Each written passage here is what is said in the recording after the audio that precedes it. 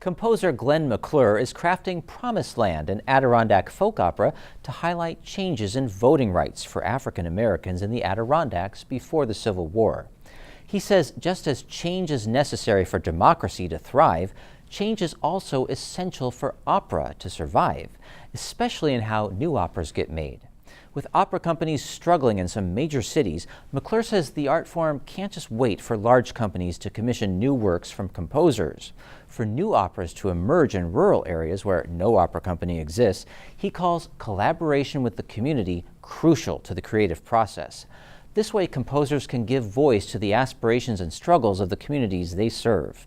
McClure and choral director Helen Demong of Saranac Lake, who founded the Northern Lights Choir, are continuing to develop Promised Land, a work in progress. The composer has engaged Adirondack residents and high school students in musical research as a way to add their beat to the rhythm of history. So I'll give that call, da da da da da da da da.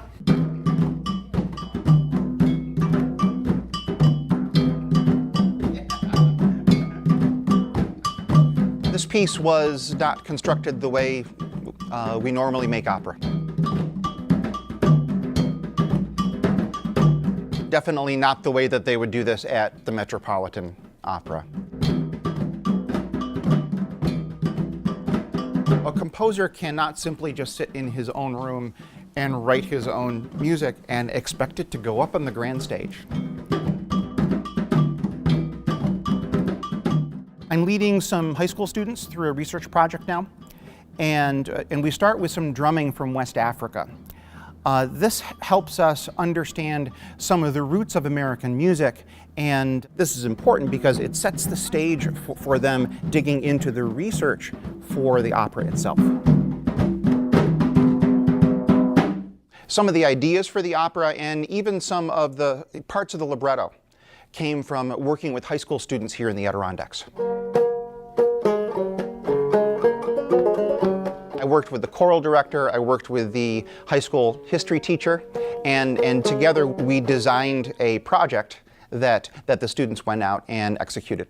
For the making of the opera, okay, we're using some original words in the libretto, but also we're using texts from people who lived through this time. Okay, some of these texts come from people who lived right here in the Adirondacks, and also from folks who lived elsewhere. Read the one that you have here and see what we got. Okay.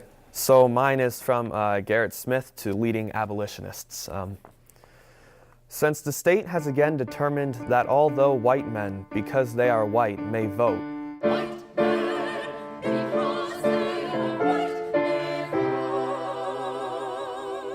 nonetheless, black men, because they are black, shall be obliged to buy the right to vote.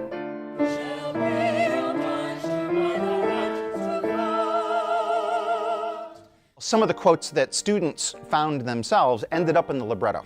It provided a wonderful vehicle to see what those students were interested in local history. They wrote a report about that quote and presented that in the class, and out of those quotes we actually used quite a few of them. Vote they will, cost what it will.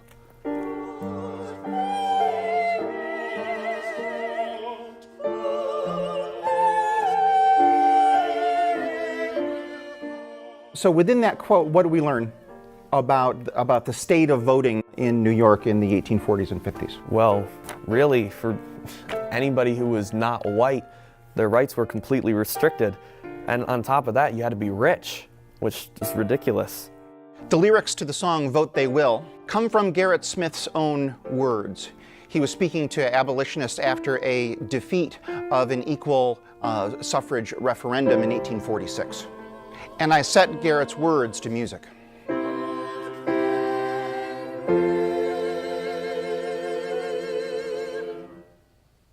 Here we started from the grassroots, since there's no opera company here. And so we had to work with multiple community agencies to build this out of many different people. The idea of helping people in need is very much part of the fabric of the community. I'm new around here, and to tell an Adirondack story, I had to reach out to the people who have been here. Because my job as a composer was to put their history to music. It's not surprising that this was a welcoming area for people to come to be independent of the more hustle-bustle of the city. And I think that in many ways that this is a model for new ways of creating a new generation of opera today. It was River Street School. River Street School. In Saranac Lake, New York. Okay. And we had 4 or 5 little black girls. And you know, it was interesting, at that time, I didn't even know they were black. I mean, they did not look any different to me from any of the other girls.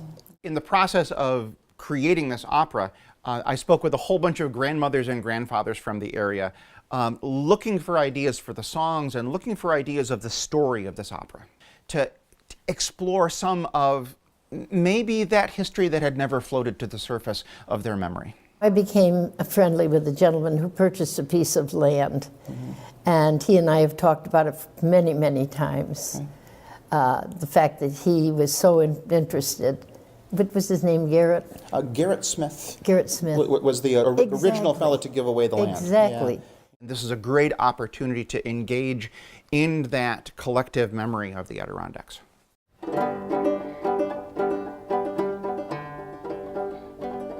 You may talk of all the nobles of the earth. The words and the music from this opera come from many, many different sources. And sometimes the opera incorporates some pre-existing historical songs. Then take him by the hand, all you people of the land. Stand by him wherever troubles may befall. We may say whatever you can, yet the farmer is the man. Yes, the farmer is the man that feeds us all. Sometimes the words come from a historical letter or a speech, but I wrote the music.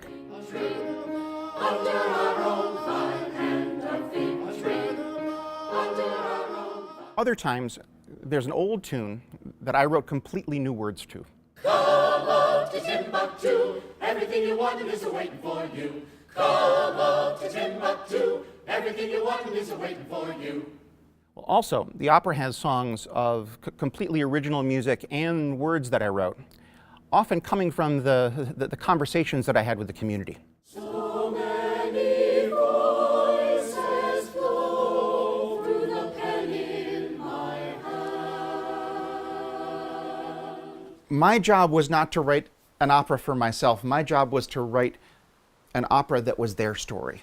So many feet have stood right here where I stand. The young people are the future of this world. We're going to be taking care of this world's laws, this world's government, and I think that we have to be educated about past rights and how they weren't existent for some people, and how that we need to stick up for each other. Otherwise, it's not going to be a very bright future for a lot of different people. I have a quote from Sojourner Truth.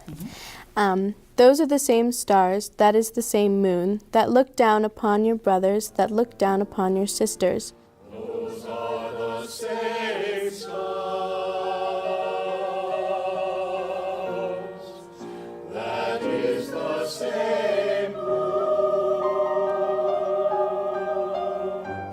that looks down upon your brothers, that looks down upon your sisters. Those are the same stars, that is the same moon, that we see when we look up to them, though they are ever so far away from us, though they are ever so far away from each other. Those are the stars that look down on us.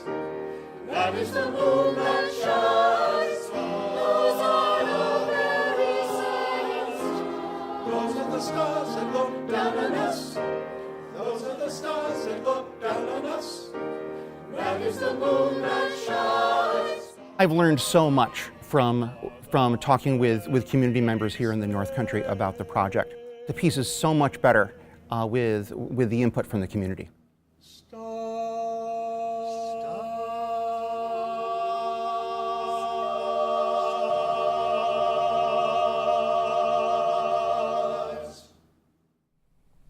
For more information about Promised Land and Adirondack Folk Opera, including supplementary interviews, head to mountainlake.org/folkopera.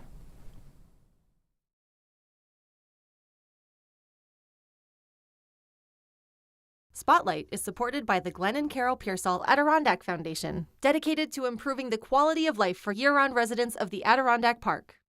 This project is also supported in part by the National Endowment for the Arts on the web at arts.gov.